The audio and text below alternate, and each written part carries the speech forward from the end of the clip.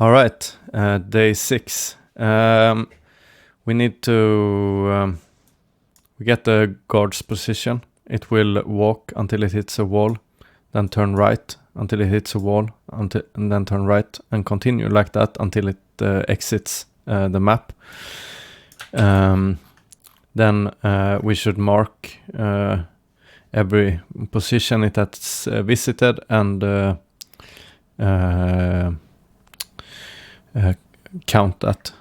So now these puzzles are getting a bit more complex. So I'm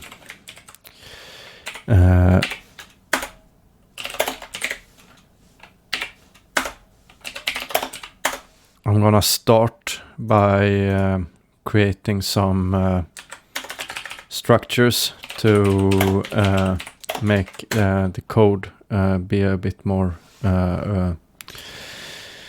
readable. So first I'm gonna have a vec2 which only gonna have two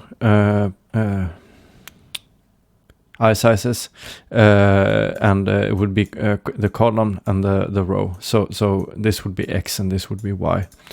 So maybe the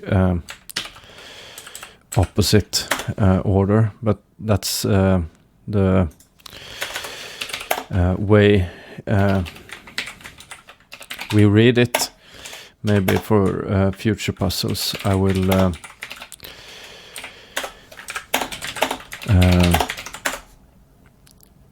make it XY order instead. So a new function, and then just a function to add another two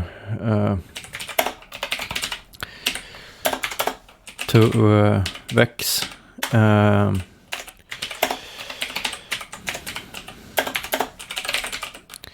And then since we're also gonna turn right, I'm gonna create a function to turn a vector right. So the way you do it is you flip the row and the column. So this should be row and this should be column, and then you either negate that one or that one, depending on if you want to turn right or left. And we start by going negative in row, and then we want to go positive in column. So we should flip the row, and the column should just be moved to the row. And then we create also one another structure for a grid, and this needs to have some derives. Maybe isn't it possible in SED to auto-generate those? Yeah, maybe not. So we need debug, clone, copy, EQ, and hash. And then we create a grid. So we want the number of rows and the number of columns and number of rows, and then the underlying data would just be a vec of chars, and we want to generate a new here also, and so the number of rows will just be, and the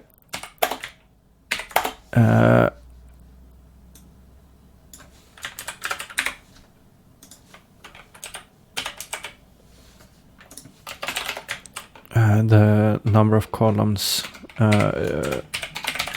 just be that. And so hopefully I can reuse all of this in future puzzles, so I don't have to write everything again. And I want the get function, so I can get from a position. That should be a vec2. And I can just return option, sure. So if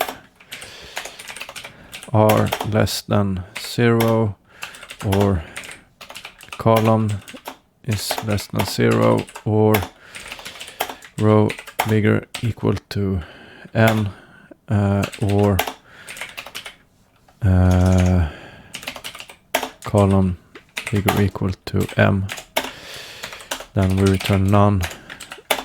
Otherwise we return some data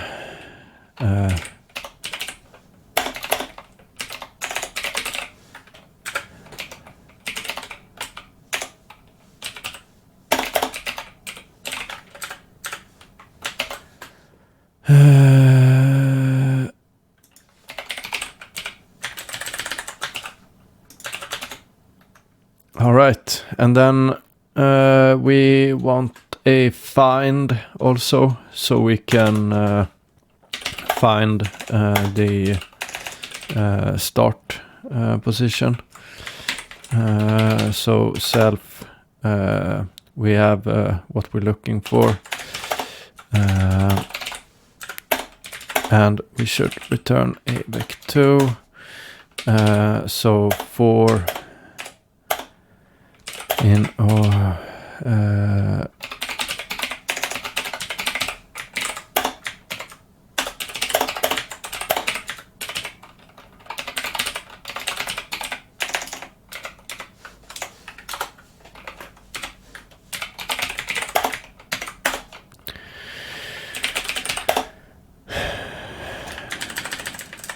if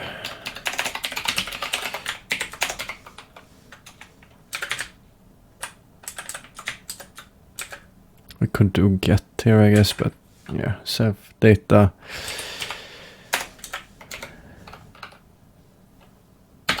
ij is equal to c, then we return new j.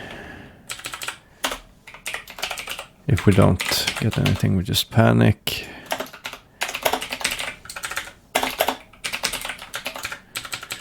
Okay, so then we can start with actual puzzle.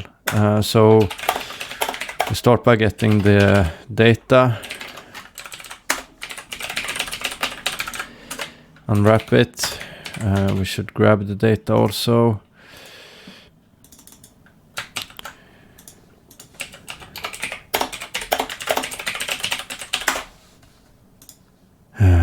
Nope.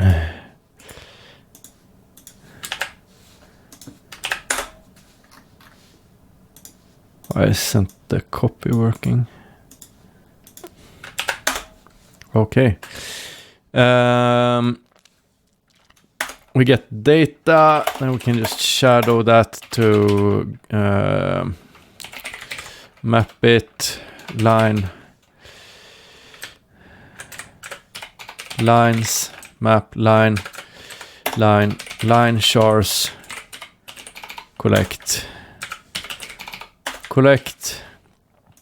and call this grid, and just say this is equal to grid new. All right, now we just need to solve the puzzle. This is 10 minutes of just setting up, but now the interesting part starts. All right, so we should start by having a set that we have visited. We need to have the start position. We can just call that pose would be grid find and we want to find the yeah, I don't know what that character is called. And then we have this should be mutable because we are traversing, and then we have a direction that we are moving in, and we start by moving up, so row would be -1 and column would be 0. And in the end, we want to print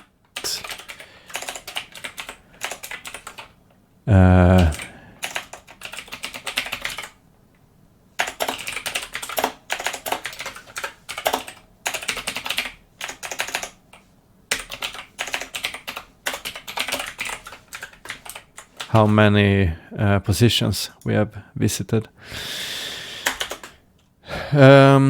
So we're just gonna loop until we get outside of the grid. So loop, and so we should start by adding the current position to the set. Now they should. Why isn't this compiling then? It needs to be mutable, of course. All right, so now it compiles at least, but we would get stuck in an infinite loop. So the next position that we want to go to, that would be position add direction. And then we want to check if that is outside or if it's a wall. So if it's a wall, it's the hashtag sign. So if let sum c is equal to grid get next reference, if we are do not get anything, we are outside, and we should break, but then we should just check if c is equal to that character, then we need to turn right, so direction will be direction dot right, and otherwise position would be next.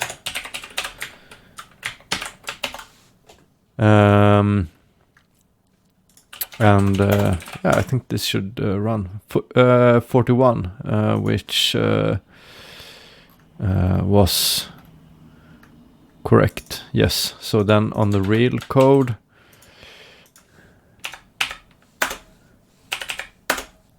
(4433), that was correct. And then for part 2, now we want to see if we can add additional walls to make the guard be stuck in a loop. And so here, for example, it moves, and then it should continue, but actually if we add an extra wall here, then it will turn right and the guard will get stuck in a loop. So this would be one option. And yeah, we get a bunch of, it should be 6 different options on the test input, and I'm gonna grab the test input again because I think maybe we will have some bugs here. So I'm gonna start by just taking this and making this into a function, because what we can do is we can get all positions that we actually visits. And then we can try to add an extra wall on that position and see if the guard gets stuck in a loop or not. And this is not the fastest way, but it's also not super slow either. So I think it's a good way of doing it. So can we just extract into function,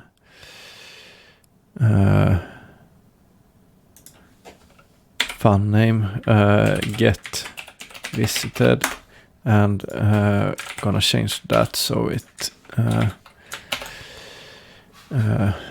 returns that. And then we're just gonna create an additional function that is equal to this one. But instead of returning all of the positions, it's just gonna return if we get stuck in a loop or not. So is loop, and this will just return a bool instead. And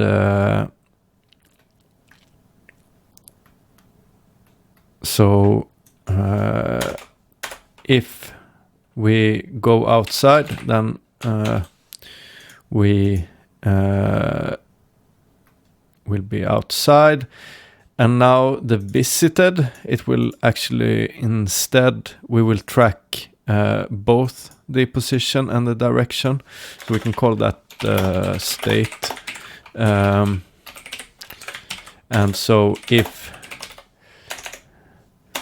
visited contains the state, then return true, because we're stuck in a loop. Otherwise, we're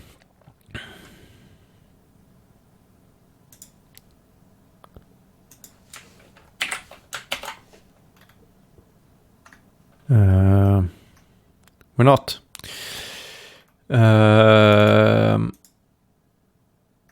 And so then we can just for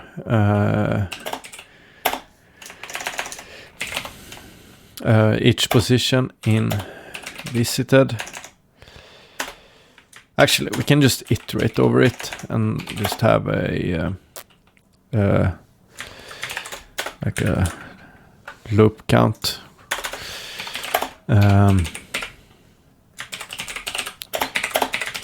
And then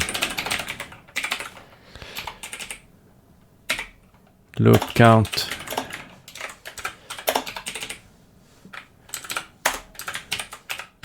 So here we can do visited. I can't spell. Iterate over each position. And then we need to take the grid and add a wall on that position, and then also be able to remove it. So we're gonna create a new function on the grid.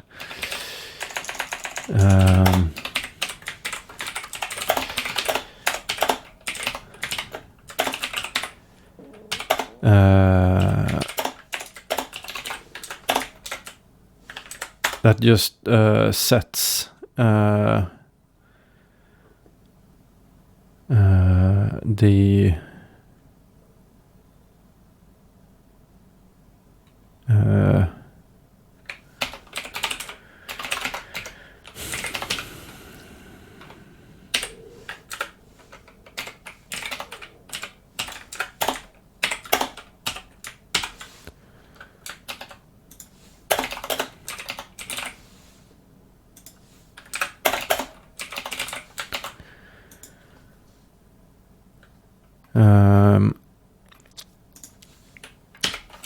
so we can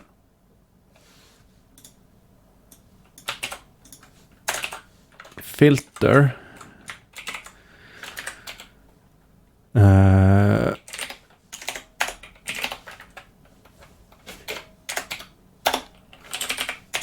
return true for now, and then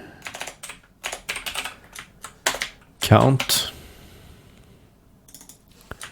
And on the position here, we then want to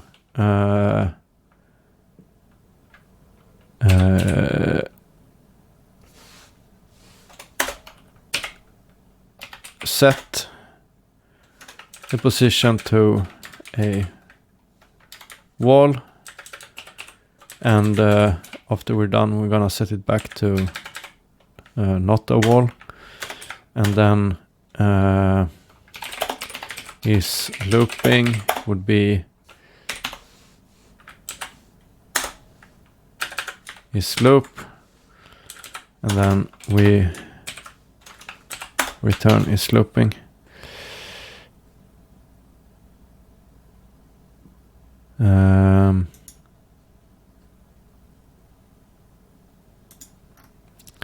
Maybe this should be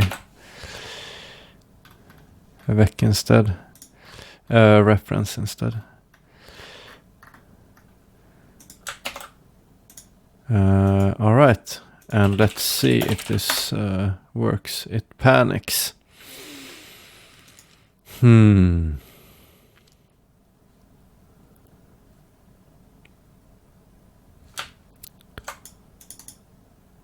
At line 55.9.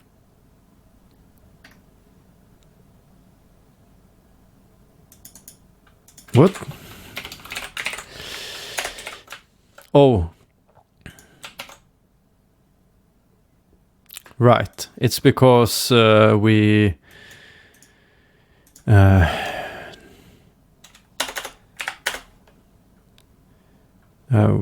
should get the original character.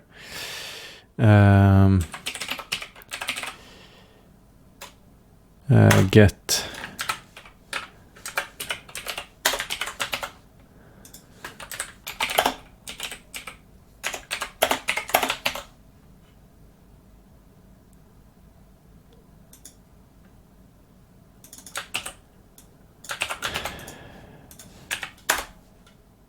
and then it's gonna panic again here.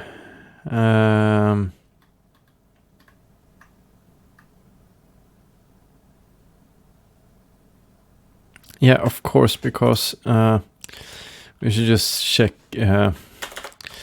if equal to no, actually, let's just the start position.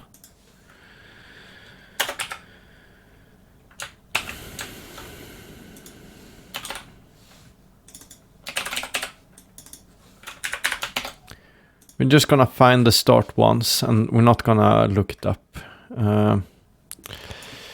again. And then it doesn't matter if we set the start position back to a dot, and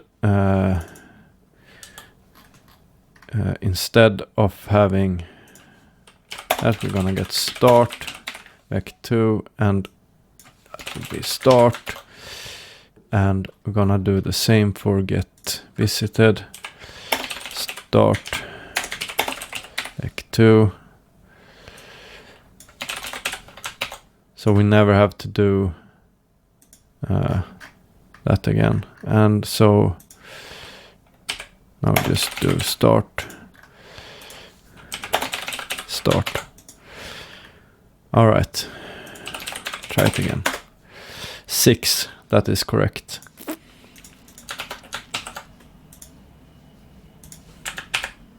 Get the real input. I'm gonna run this in release mode so it's fast.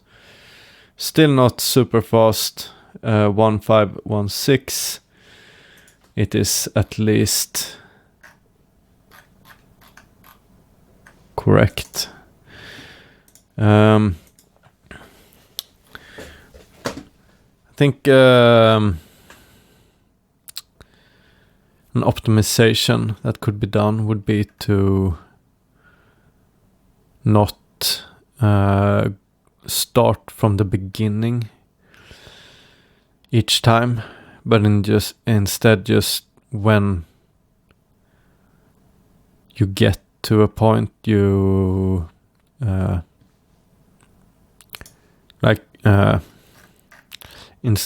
instead of like adding a wall here, running everything from the beginning, adding a wall here, running everything from the beginning, you would just move along and then just try to add a wall in front all of the time and see if you get stuck in a loop. Still not super slow, right? Like, yeah, no, it's kind of slow actually. Yeah. Hopefully you make it faster.